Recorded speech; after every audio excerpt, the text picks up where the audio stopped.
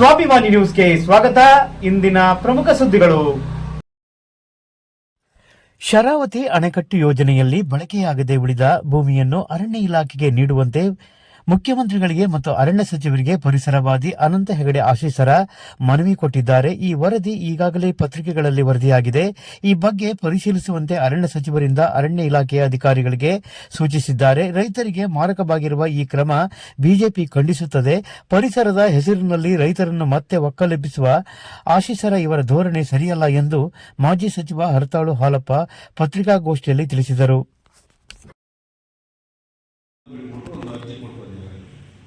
KPC land ಇದೆ 20,000 ಎಕರೆ Linganamakki dam ಕಟ್ಟುವಾಗ ವಶಪಡಿಸಿಕೊಂಡಿತ್ತು.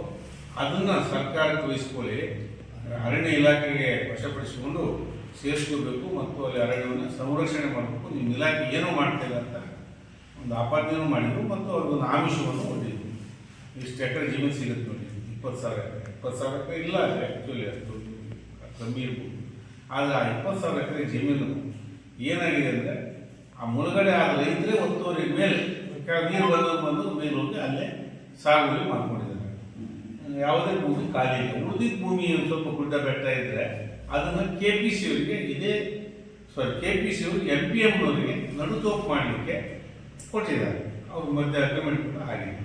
ಮುಂದೆ ನಡುತೋಪು ಇದೆ, ಇಲ್ಲ ರೈತರು ಮಾಡ್ಕೊಂಡಿದ್ದಾರೆ. ಖಾಲಿ ಎಲ್ಲೂ ಇಲ್ಲ.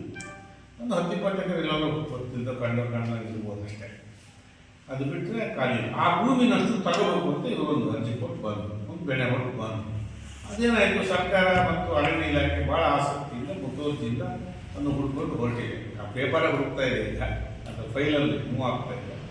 ಅದು ಸರಿಯಲ್ಲ. ರೈತರನ್ನು ಒಕ್ಕಲೆಬ್ಬಿಸಬಾರ್ದು. 10,000 ರೈತರಿದ್ದಾರೆ ಅದರಲ್ಲಿ.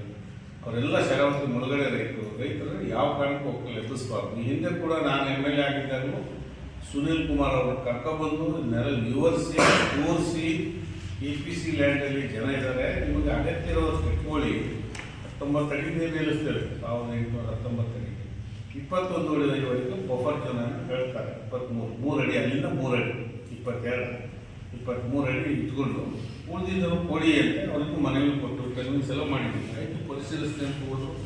ಆಮೇಲೆ ಆಗಲಿಲ್ಲ. ಕಾನೂನು ಭಾಳ ಇದ್ದಾರೆ. ಇದ್ರ ಜೊತೆಗೆ ಜೋಗದಲ್ಲಿ ಮನೆ ಬಿದ್ದು ಹೋಗ್ತಿರಲ್ಲ ಹಳೆ ಕ್ವಾರ್ಟರ್ಸ್, ಅದನ್ನು ಕೂಡ ಈ ಕೊಡಿಯ ಸ್ಥಳೀಯರಿಗೆ ಬೇಕಾದ್ರೆ ಸಣ್ಣ ಓನರ್ಶಿಪ್ ನೀವೇ ಇಟ್ಕೊಳ್ಳಿ, ಅವ್ರು ಮೇಂಟೈನ್ ಮಾಡ್ತಿರ್ತಾರಂತ ನಾವು ನೋಡ್ಕೊಟ್ಟಿದ್ವಿ. ಇದು ನಮ್ಮ ಎಲ್ಲರಿಗೂ ಗೊತ್ತಿರುವಂಥ ವಿಷಯ. ಈಗ ಈ ಪುಣ್ಯಾತ್ಮ ಎಂತಕ್ಕೂ ಹೋದವ, ಕಾಣಿಗೆ ಹೋದವ ಮೀನು ಸುದ್ದಿ ನಾವು ಹೋಗಿದ್ದು ಕಾಣಿ, ಅಲ್ಲಿ ಜೇನು ಹುಡುಕು, ಅದು ಬಿಟ್ಬಿಟ್ಟು ಮೀನು ಹುಡುಕೋದು.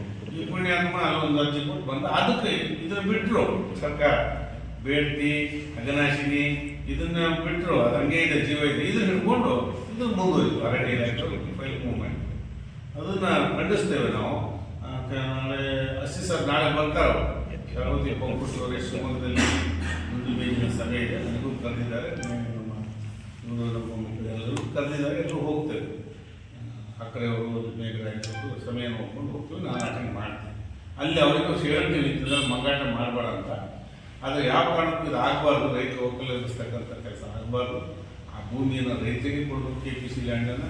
ಇದ್ರ ಜೊತೆಗೆ ಅರಣ್ಯ ಇಲಾಖೆ ಇನ್ನೊಂದು ಕೆಲಸವನ್ನು ಯುದ್ಧೋಪಾದಿಯಲ್ಲಿ ಹಮ್ಮಿಕೊಂಡಿದೆ. ಅವ್ರ ಲೆಕ್ಕದಾಗೆ ಪ್ರತಿಯೊಬ್ಬ RFO ರೇಂಜ್ ಫಾರೆಸ್ಟ್ ಆಫೀಸರ್ ಕೂಡ ಕನಿಷ್ಠ 200 ಎಕರೆ ಬಿಡಿಸ್ಕೊಡ್ಬೇಕು ಅಂತ ಆಗಿದೆ.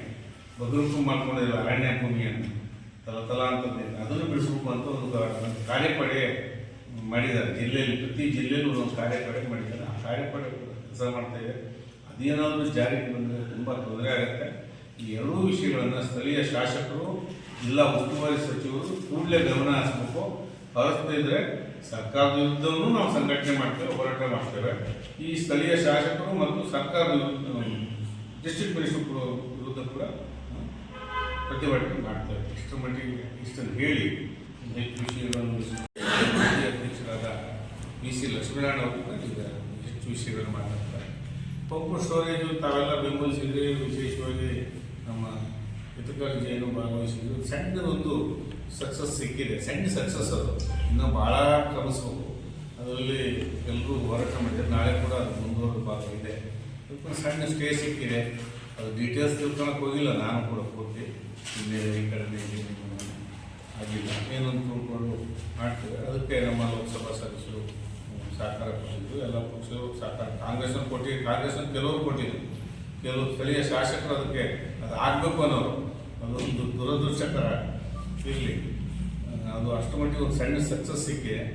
ಮತ್ತು ಇದಕ್ಕೆ ನಮ್ಮ ಸಂತೋಷ್ ಹೆಗಡೆ, ನ್ಯಾಯಮೂರ್ತಿ ಸಂತೋಷ್ ಹೆಗಡೆ, ಗೋಪಾಲ್ ಗೌಡರು ಮತ್ತು ಪರಿಸರಾಸಕ್ತರು ಬೆಂಗಳೂರು ಮಟ್ಟದಲ್ಲಿ ಹೆಚ್ಚು ಕೈ ಜೋಡಿಸಿದ್ರಿಂದ ಅದೊಂದು ಸಕ್ಸಸ್ ಆಗಿದೆ.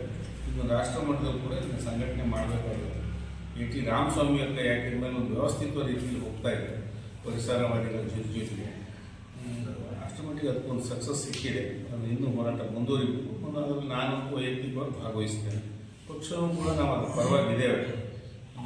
ಪರಿಸರ ವಿದ್ಯುತ್ ಉತ್ಪತ್ತಿ ಮಾಡಬೇಕು ಯಾವ ರೂಪದಲ್ಲಿ ಎಲ್ಲಾದರೂ ಅನ್ನೋದು ಕೇಂದ್ರ ಸರ್ಕಾರದ ದೇಶದ ನೀತಿ.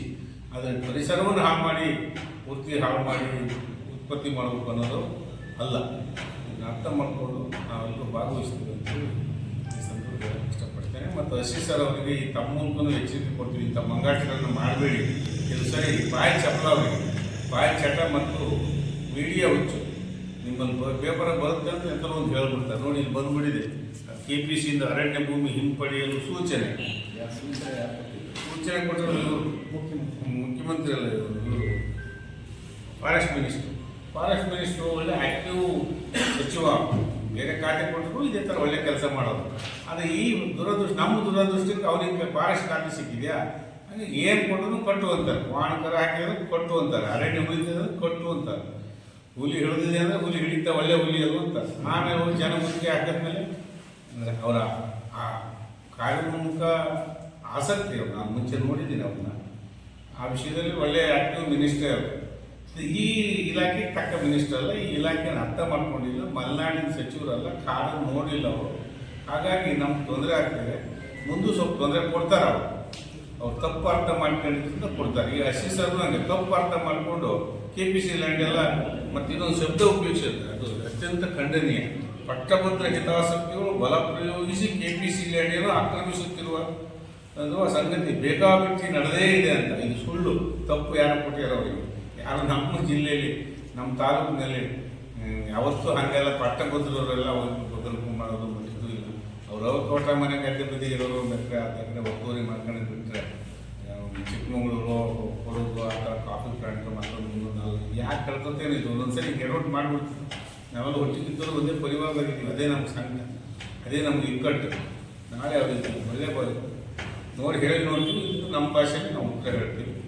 ಇನ್ನೊಂದು ಇಂಥವರು ಯೋಚನೆ ಮಾಡಿ ಸ್ಥಳೀಯರ ಜೊತೆ ಮಾತಾಡಿ ಏನು ಸಮಸ್ಯೆ ಅಂತ ಒಂದಲ್ಲ ಹತ್ತಾರು ಮೂಲಗಳನ್ನು ತಿಳ್ಕೊಂಡು ಸ್ಟೇಟ್ಮೆಂಟ್ ಮಾಡಬೇಕು ಅಂತ ಒತ್ತಾಯ ಮಾಡಿ. ನಾನು ಎಲ್ಲರಿಗೂ ನಮಸ್ಕಾರ. ನಾವು ಹೋರಾಟದ ಮೂಲಕ ನಾವು ಇವತ್ತು ಈ ಮೂಲಕ ಹೇಳಿದ್ವಿ, ನಾವು ಮುಂದಿನ ವಾರದಲ್ಲಿ ನಾವು ಸಂಘಟಿಸ್ತೇವೆ ಜನರನ್ನು. ಈಗಾಗಲೇ ಮುಳುಗದೇ ಇರೋಂಥ ಪ್ರದೇಶ ಏನಿದೆ, ಹೆಚ್ಚುವರಿಯಾದಂಥ KPC ಲ್ಯಾಂಡ್, ಅಲ್ಲಿ ಹೊಸನಗರ ಒಂದೇ ತಾಲೂಕಿನಲ್ಲಿ 6,100 ಜನ ಅಲ್ಲಿ ಮನೆ ಕಟ್ಕೊಂಡಿದ್ದಾರೆ, ತೋಟ ಮಾಡ್ಕೊಂಡಿದ್ದಾರೆ. ಇದು ಸರ್ವೆ ಮಾಡಿದ್ದಾರೆ, ಸರ್ವೆ ಆಗಿದೆ. ಸಾಗರ ತಾಲೂಕಿನಲ್ಲಿ ಆಲ್ರೆಡಿ ಹೋಬಳಿ, ಕರೂರು ಹೋಬಳಿ, ಬಾರಂಗಿ ಹೋಬಳಿ, ಇಲ್ಲಿ ಒಂದು 8,000ಕ್ಕಿಂತ ಹೆಚ್ಚು ಕುಟುಂಬಗಳು ಇದ್ದಾವೆ ಅಂತಕ್ಕಂಥದ್ದು ಸರ್ವೆ ಆಗಲಿಲ್ಲ. ಬಟ್ ಬದುಕನ್ನು ಕಟ್ಕೊಂಡಿದ್ದಾರೆ. ಅದೇ ಮುಳುಗಡೆ ರೈತರು. ಕೆಳಗಡೆ 2 ಸಲ ಮುಳುಗಡೆ, ಒಂದು ಮಡೆನೋಡೆ 1941, 42, ಎರಡನೇ ಮುಳುಗಡೆ 62, 1962. ಫಸ್ಟ್ ಮುಳುಗಡೆ ಆದ ತಕ್ಷಣ ಮೇಲ್ಗಡೆ ಬಂದರು, ಎರಡನೇ ಮುಳುಗಡೆ ಬಂದ ತಕ್ಷಣ ಮತ್ತೆ ಮೇಲೆ ಬಂದರು, ಗುಡ್ಡ ಹತ್ತಿದರು. ಗುಡ್ಡ ಹತ್ತಿದವರು ಮುಳುಗದೇ ಇರೋಂಥ ಪ್ರದೇಶದಲ್ಲಿ ಒಂದು 13-14 ಸಾವಿರ ಕುಟುಂಬಗಳು ಬದುಕನ್ನು ಕಟ್ಕೊಂಡಿದ್ದಾರೆ. ಮತ್ತೆ ಬದುಕನ್ನು ಕಟ್ಕೊಂಡಿದ್ದಾರೆ, ಮತ್ತೆ ಬದುಕನ್ನು ಕಟ್ಕೊಂಡಿದ್ದಾರೆ. ಈಗ ಆಸೀಸ್ ಸರ್ ಅವರಿಗೆ ಯಾರೋ ಹೇಳಿದ್ದಾರೆ, ಇಲ್ಲ KPC ಲ್ಯಾಂಡು ಹಿಂದೆ ಅದು ಫಾರೆಸ್ಟ್ ಲ್ಯಾಂಡ್ ಆಗಿತ್ತು, ಅದು 1962 ರಾಜ್ಯದ ಕಾನೂನಿನಡಿಯಲ್ಲಿ ಅರಣ್ಯ ಬರ್ತಾ ಇತ್ತು. ಅರಣ್ಯ ರಾಜ್ಯದ ಕಾನೂನಿನಡಿಯಲ್ಲಿ ಬರ್ತಾ ಇತ್ತು. 1980 ನಂತರ ಅದು ಕೇಂದ್ರದ ವ್ಯಾಪ್ತಿಗೆ ಬರೋಂಥದ್ದಾಗಿದೆ. ಈಗ ಅದು ಬಳಸದೇ ಇರೋದ್ರಿಂದ, ಯಾರು KPC ಅವರು ಬಳಸದೇ ಇರೋದ್ರಿಂದ ಅದನ್ನ ಮತ್ತೆ ವಾಪಸ್ಸು ತಾವು ಅರಣ್ಯಕ್ಕೆ ಪಡಿಬೇಕು ಅಂತೇಳಿ ಪತ್ರ ಬರ್ತಿದ್ದಾರೆ. ಯಾರಿಗೆ? ಅರಣ್ಯ ಸಚಿವ